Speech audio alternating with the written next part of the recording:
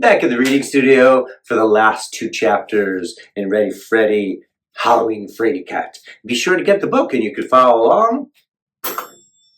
Let's get reading. Chapter 7, The Contest.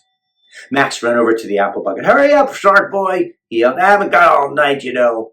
The other kids ran over to the bucket too and they started chanting, Freddy, Freddy. I walked slowly. Why me? Why me? I thought to myself, why couldn't he have picked someone else? There was no way I could beat Max and his big mouth. What's the matter, Fraidy-Cat? Max teased. You afraid I'm going to mistake your head for an apple and bite it by accident? I gulped. I hadn't actually thought of that. Great, something else to worry about. Oh, he's not afraid of you, you big bully, Jessie said. Right, Freddy? He's a shark, and sharks are experts in water. You better take off your hammerhead hood, Robbie said. It might get in the way. I'll hold it for you. I took off my hood and handed it to Robbie and knelt down next to the bucket. The kids started chanting again, Freddy, Freddy. I rubbed my lucky shark's tooth. Quiet, everyone, Chloe said, stamping her foot.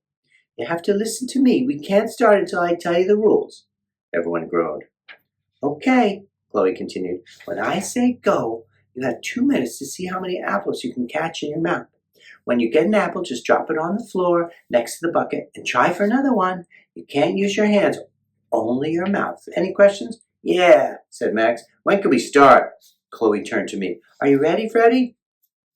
As ready as I'll ever be, I thought. I nodded my head.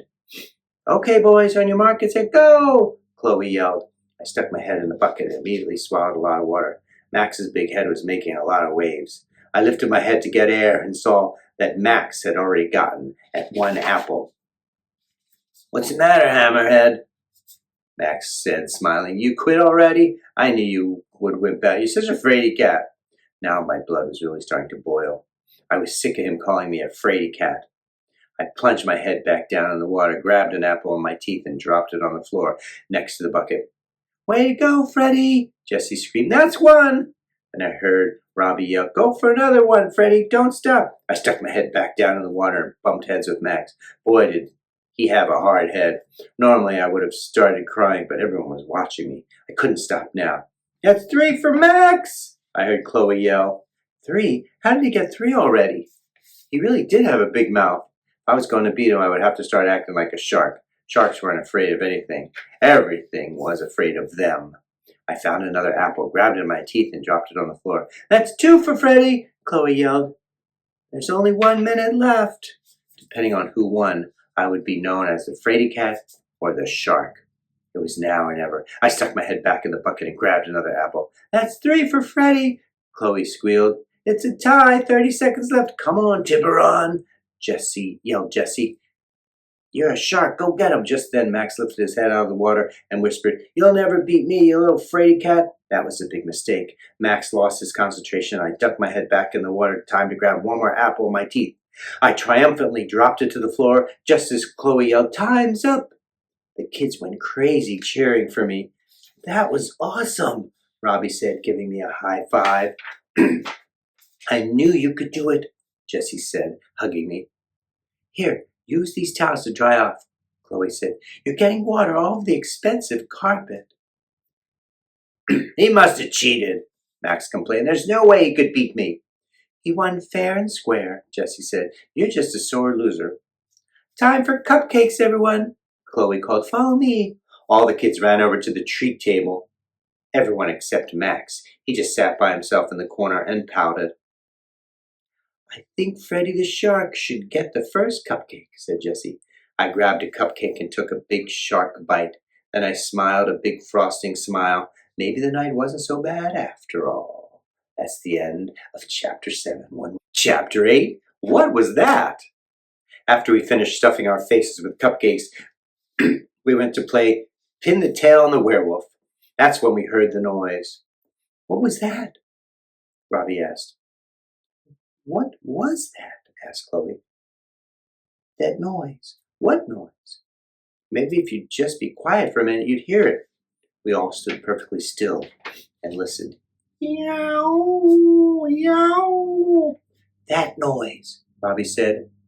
I'm sure it's just some spooky music from the haunted house, said Jessie. Chloe's eyes got big and wide. I don't think so, she stuttered. It sounds like it's coming from down in the basement. There's no haunted house down there. Then we heard it again. Yow! Yow! I'm scared, said Chloe. It sounds like a ghost. Do you think it's a ghost? Ghosts aren't real, said Robbie. Some people think they are, said Jessie. My abuela believes in ghosts. Stop talking about ghosts, Chloe cried, covering her ears. You're scaring me. You're all such wimps, Max said as he came over to the group. I'll go downstairs and check it out. All by yourself? Chloe asked. I know none of you Fraidy-Cats are going to go down there with me. Freddy's not a Fraidy-Cat, remember? Jessie butted in. He's a shark, and sharks aren't afraid of anything. He'll go down there with you. Great. Why did she have to say that? I did not want to go down into the basement with Max. But if I didn't, then everyone would start calling me a Fraidy-Cat again. I had to go. Yeah, right, Max snickered. I took a deep breath. Let's go, I said.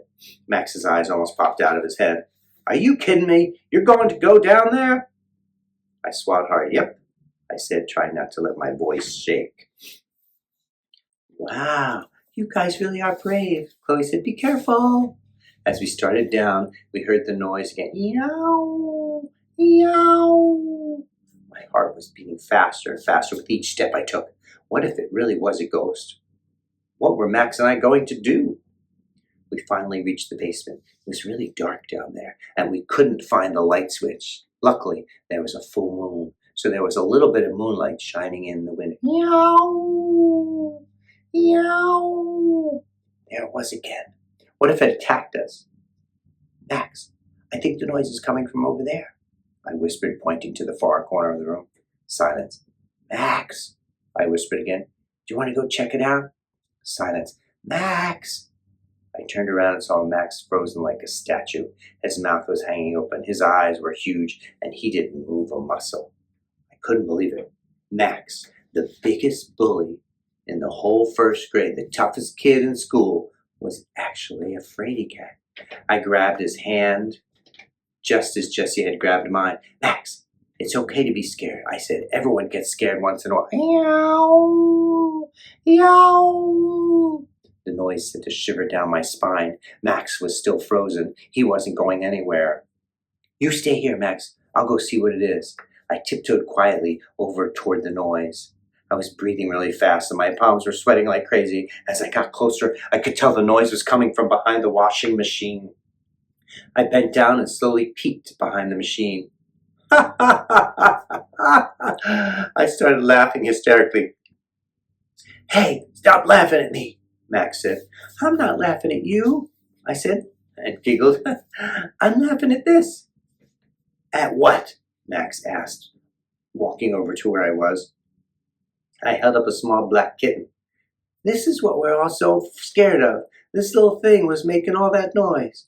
I guess it got trapped behind the machine and couldn't get out. Let's go upstairs and tell everybody. Max grabbed my arm. Wait, Freddy. Tell everybody what? Tell them the ghost was actually a little kitten. Is that all you're going to tell them? Yeah, I said. Why? So you're not going to tell them about how scared I was? Max asked. Nope. Your secret's safe with me, I said, patting him on the back. Like I said, even tough guys get scared once in a while. Thanks, Freddy, said Max with a sigh of relief. I owe you one. I hid the kitten behind me as we started up the stairs. I wanted to surprise everybody. When we reached the top of the stairs, all the kids were there anxiously waiting for us. Now, I'll tell you about the real Fraidy-Cat, I announced. Max looked at me in panic, wondering if I was going to give away his secret. Here it is, I said, pulling the kitten out from behind my back. Fifi, Chloe cried, reaching for the little fluff ball. That's my new kitten. Where'd you find her? Tell me the whole story. Max and I found her down in the basement, trapped behind the washing machine. She must have gotten stuck and was crying so someone would get her out. This little thing was making all that noise. How did you ever get her out of there? Asked Chloe. Max and I worked together to rescue her. We're a good team. Yeah, that's right, Max said. Freddy, you and Max are so brave, said Chloe. Thanks for rescuing Fifi. Oh, it's nothing, I said. No problem. said Max.